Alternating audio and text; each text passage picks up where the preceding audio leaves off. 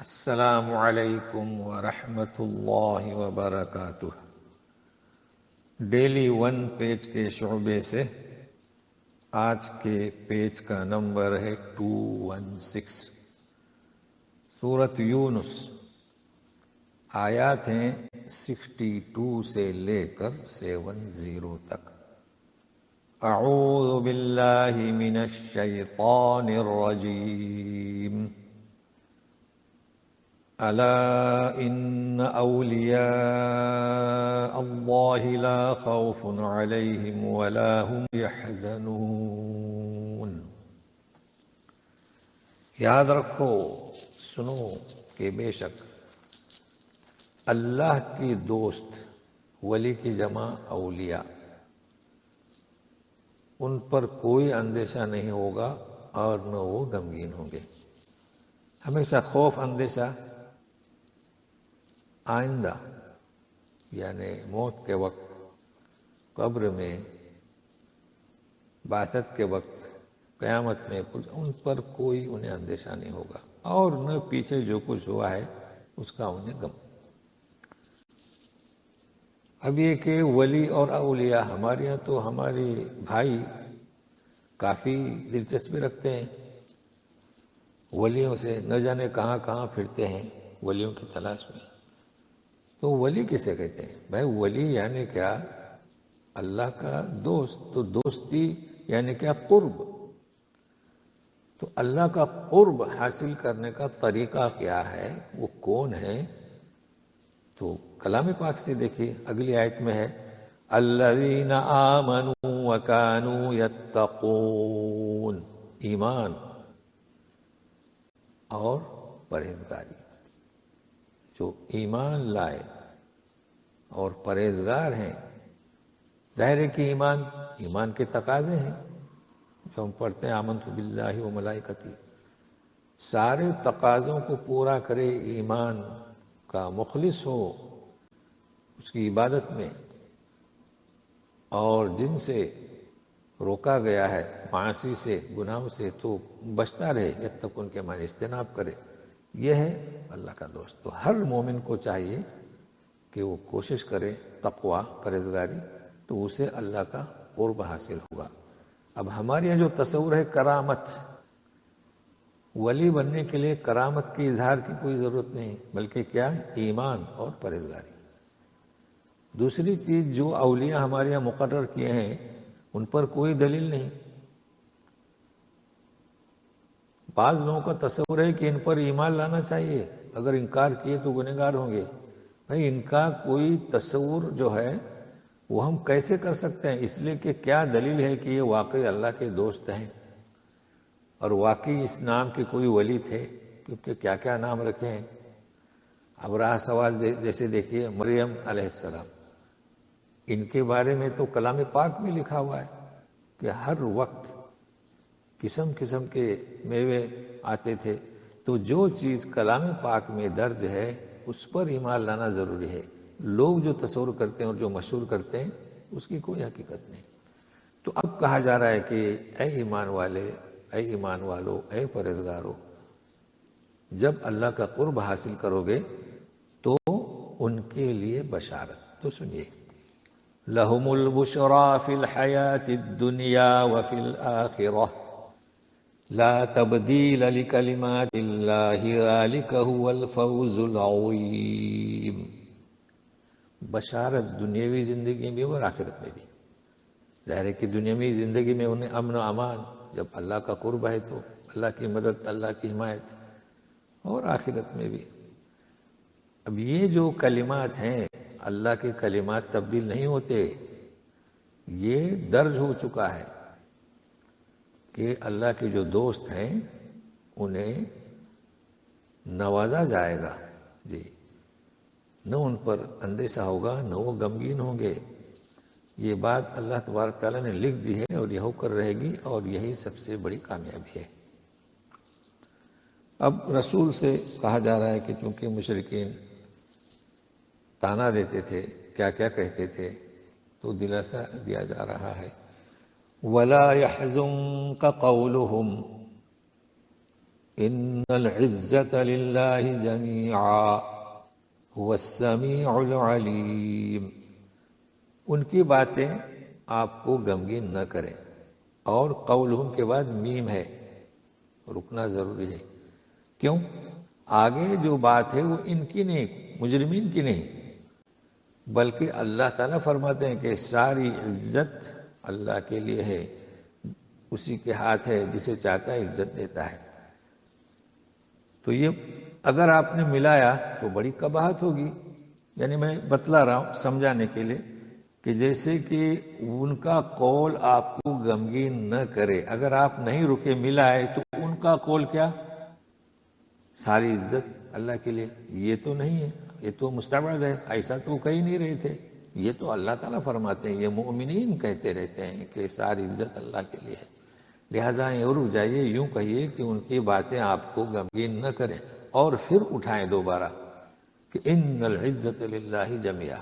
تو اس طریقے سے معنی اس کا صاف ہوگا، اس لیے کہ وہ خوب سنتا ہے، خوب جانتا ہے کہ کسے عزت دے کسے نہ دے.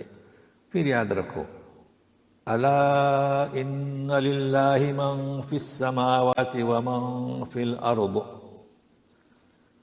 وما يتبع الذين يدعون من دون الله شركاء إن يتبعون إلا الظن وإن هم إلا يخرصون. یاد رکھو، سنو، آسمان و زمین میں جو بھی ہے اللہ اللہ، جو کوئی ہے اللہ کی ملکیت. اب رہا سوال کہ اللہ کے سوا جو انہوں نے شریک بنا کے رکھے ہیں باطل، ان کی جو پیروی کر رہے ہیں وہ کیسی پیروی ہے؟ ان یتبعون الا الظن، بے سند خیال، بے سند باتیں، اور یخرسون، اٹکلیں. بھائی سب کچھ اللہ کا ہے، اللہ کی ملکیت، پھر بھی انہوں نے باطل معبود بنا کے رکھے ہیں، یعنی اللہ کے شریک. یہ کیا؟ ان کا خیال، وہم، گمان، بے سند اور اٹکلیں، یعنی بغیر نشانے کے تیر پھینک رہے ہیں تو کہاں جائے گا جی.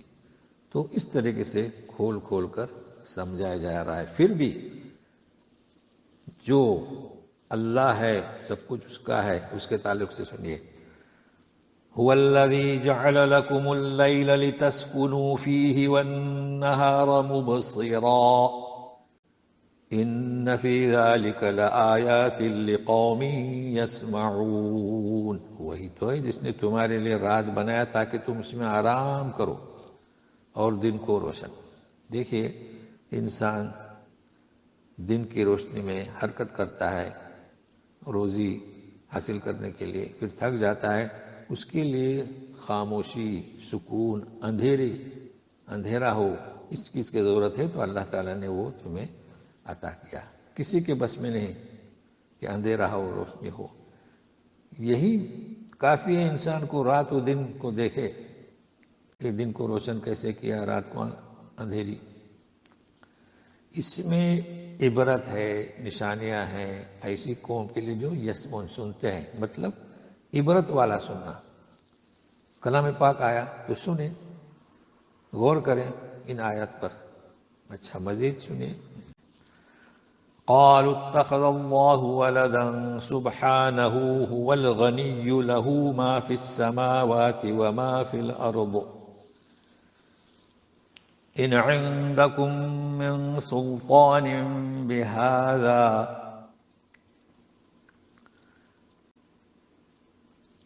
أتقولون على الله ما لا تعلمون. اور کہہ دیا کہ اللہ نے اولاد اختیار کی. ولدا، اس کی جمع اولاد آتی ہے، لیکن ولد نفس بھی ہے جمع کے معنی میں، یعنی اولاد. اس لیے کہ کہا کہ عزیر اللہ کا بیٹا ہے، عیسی ابن مریم کو کہا اللہ کا بیٹا ہے. جی پاک ہے وہ، فوراً پاک ہے وہ کہ کسی کو بیٹا بنائے. اس لیے کہ سب کچھ اسی کا ہے، اسے کیا ضرورت؟ بھائی بیٹے کی خواہش کون کرتے ہیں اولاد کی، تاکہ بڑھاپے میں کام آئے۔ اللہ تعالیٰ کا تو سب کچھ ہے، بے نیاز ہے، آسمان و زمین میں جو کچھ ہے اسی کا ہے۔ اچھا پوچھا جا رہا ہے کہ کیا تمہارے پاس اس کی کوئی دلیل ہے کہ اللہ نے اولاد اختیار کر رکھی ہے، بیٹا بنا رکھا ہے کسی کو، یا ہے کہ بس اللہ پر ایسی بات کہتے ہو جس کا تمہیں علم نہیں؟ تو ایسی بے علم و بے سند بات ظاہر ہے کہ اس پر گرفت ہوگی۔ مزید کہیے قل ان الذين يفترون على الله الكذب لا يفلحون، جو لوگ اللہ پر جھوٹ بہتان باندھتے ہیں وہ کامیاب نہیں ہوں گے۔ کیسے کامیاب ہو سکتے ہیں کہ جو ہمارا حقیقی مالک، خالق، رب، سب کچھ اسی کا ہے، اسی کے بارے میں تم بہتان باندھتے ہو۔ متاع فی الدنیا ثم الینا، متاع فی الدنیا ثم الینا مرجعهم ثم نذیقهم العذاب الشدید بما كانوا یکفرون۔ دنیا میں جو عیش کرتے ہیں، جو دنیا کی نعمتوں سے فائدہ اٹھاتے ہیں، تو یہ دنیا کا فائدہ آپ کتنا بھی اٹھائیں، ثم پھر ہماری طرف لوٹنا ہے ان سب کا۔ کتنی بھی زندگی ہو، 50 سالہ، 100 سالہ، کچھ 100 سے اوپر بھی جاتے ہیں، یہ کیا ہے؟ دنیا کا عارضی متاع، پھر ہماری طرف لوٹنا ہے۔ اب کیا ہوگا؟ نذیقہم العذاب الشدید۔ اب جنہوں نے یہ بہتان باندھی، اللہ پر جو کلمات کہے، تو ایسے کافروں کو جو انہوں نے کفر کیا، سخت عذاب کا مذاق چکھائیں گے۔ تو گزشتہ صفحے پر مجرمین کا ذکر ہوا، پھر اس صفحے کا آغاز اولیاء اللہ، ان کا ذکر ہوا، پھر آخر میں جو شرک کی جو جڑ ہے اور جو گھناؤنی باتیں ہیں، بہتان ہے، اللہ کو سخت ناراض کرنے والی باتیں ہیں، اس کا ذکر ہوا، اور پھر دنیا میں جو نعمتیں، عیش و عشرت، یہ تو عارضی چیز ہے، پھر لوٹ کر جانا ہے۔ تو انشاءاللہ پھر کل ملتے ہیں۔ والسلام علیکم ورحمۃ اللہ وبرکاتہ۔